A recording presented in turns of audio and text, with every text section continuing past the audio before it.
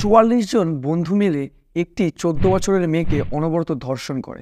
তার ভিডিও বানিয়ে তাকে ব্ল্যাকমেইল করা হয় এবং এটা শুধু একমাত্র ঘটনা না, এই ৪৪ জন একাধিক মেয়ের সাথে এরকমটি করে। তাদের কি অবস্থা হয়েছিল, মেয়েগুলির সাথে তারা কিভাবে যোগাযোগ করত, এই ৪৪ জন মিলে যে ১৪ বছরের মেয়েটির সাথে এরকম নোংরা কাজ করেছিল সে এখন কোথায়, সমস্ত বিষয়টি জানতে পারবো আজকের ভিডিওতে। তাই এই ভিডিওটি সম্পূর্ণ দেখার অনুরোধ রইল। আমাদের সবারই অনলাইনে বন্ধু আছে, ইনস্টাগ্রাম, ফেসবুক, টুইটার, হোয়াটসঅ্যাপ, অনেক জায়গায়। কখনো কখনো এই অনলাইনের বন্ধুত্ব রিয়েল বন্ধুত্বতে পরিণত হয়। তখন আমরা তাদের সাথে দেখা করি, তাদের সাথে কথাবার্তা বলি। ঠিক এরকমই ঘটেছিল কোরিয়ার একটি ১৪ বছরের মেয়ের সাথে। সে তার বন্ধুদের সাথে দেখা করতে যায় এবং এই দেখা করা তার জীবনের সবচেয়ে বড় ভুল প্রমাণিত হয়েছিল। আমাদের বিনোদন যদি আপনার ভালো লেগে থাকে তাহলে চ্যানেলটিকে সাবস্ক্রাইব করে আমাদের সাথে থাকুন, যাতে আপনার এবং আমার সম্পর্ক অটুট থাকে। ঘটনাটির সূচনা হয় ২০০৩ সালে। কোরিয়ার উলসান শহরের ১৪ বছরের মেয়ে চয় পার্ক নামক এক বন্ধুর সাথে অনলাইনে পরিচয় হয়, যে কিনা সাউথ কোরিয়ার মিয়াং শহরে বাস করত। তাদের দুজনের অনলাইন বন্ধুত্ব খুবই ভালো ছিল, কিন্তু তারা কখনো সামনাসামনি দেখা করেনি। তারা একে অপরকে ১ বছরেরও বেশি সময় ধরে চিনত। অনলাইনের মাধ্যমে তারা একে অপরের সাথে প্রতিদিন ঘন্টার পর ঘন্টা কথা বলতো এবং টেক্সট মেসেজেও কথা বলতো।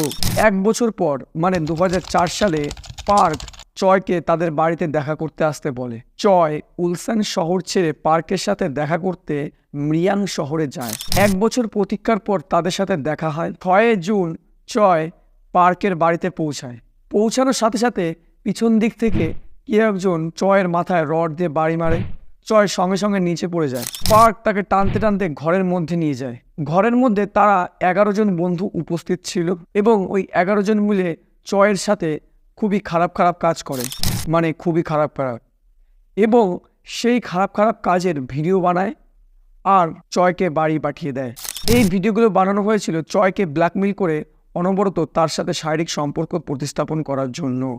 চয় হতাশ হয়ে বাড়ি পৌঁছায় এবং চয়ের অবস্থা এমনই ছিল যে সে এই ঘটনাটা কাউকে বলতে পারছিল না।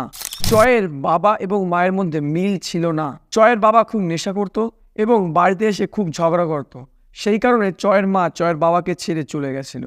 চয়ের নিজের বলে কোনো সাথী ছিল না যাকে তার এই দুঃখের কথা সে বলতে পারবে। এইবার শুরু হয় সেই মিয়াং গ্যাংয়ের অত্যাচার। মানে প্রতিনিয়ত ওই ছেলেগুলো চয়কে ডাকতো এবং তাদের শারীরিক খিদে মেটাতো, তাকে ধর্ষণ করত। তাদের অত্যাচার দিন দিন এত পরিমাণে বাড়ছিল যে এবার থেকে চয়ের সাথে চয়ের বান্ধবীদের আনারও নির্দেশ দিয়েছিল তারা। চয় ঠিক এইভাবে তার বান্ধবী এবং বোনকেও পর্যন্ত তাদের কাছে নিয়ে যায়। ঠিক একই রকমভাবে তারাও ওই বোনদেরকেও ধর্ষণ করে এবং তার ভিডিও বানায়। আগে শুধু চয় ছিল, এখন তার সাথে যুক্ত হয় আরও ২টি মেয়ে। চয় এই অত্যাচার সহ্য না করতে পেরে ঘুমের ওষুধ খেয়ে আত্মহত্যা করার চেষ্টা করে এবং কোনো একজনের সামনে পড়ে যায়। সে সঙ্গে সঙ্গে চয়কে হসপিটালে নিয়ে যায়। হসপিটালের ডাক্তার চয়ের গায়ে অনেক ক্ষত দেখতে পায়।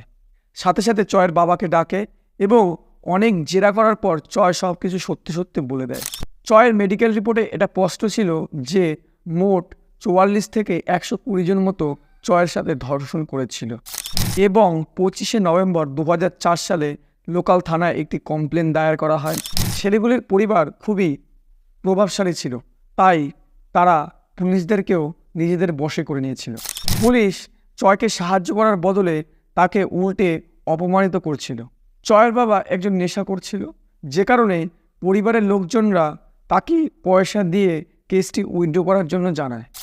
৫০ মিলিয়ন নিয়ে ৪৪ জনের মধ্যে ৩৩ জনের বিরুদ্ধে কেস তুলে নেয় এবং মাত্র ১০ জনের সাজা হয় আর একজন নির্দোষ পাওয়া যায়। আপনারা ভাবতে পারেন হয়তোবা এই ৫০ মিলিয়ন চয়ের ভালো পরিষেবা, ভালো স্কুলের জন্যই দেওয়া হয়েছিল। আসলে না, এটি তার বাবা নিজে ব্যক্তিগতভাবে ব্যবহার করেছিল। পরবর্তী সময় চয় যখন কলেজে ভর্তি হওয়ার জন্য আবেদন করে তখন চয়কে কোনো কলেজে ভর্তি নেওয়া হয় না।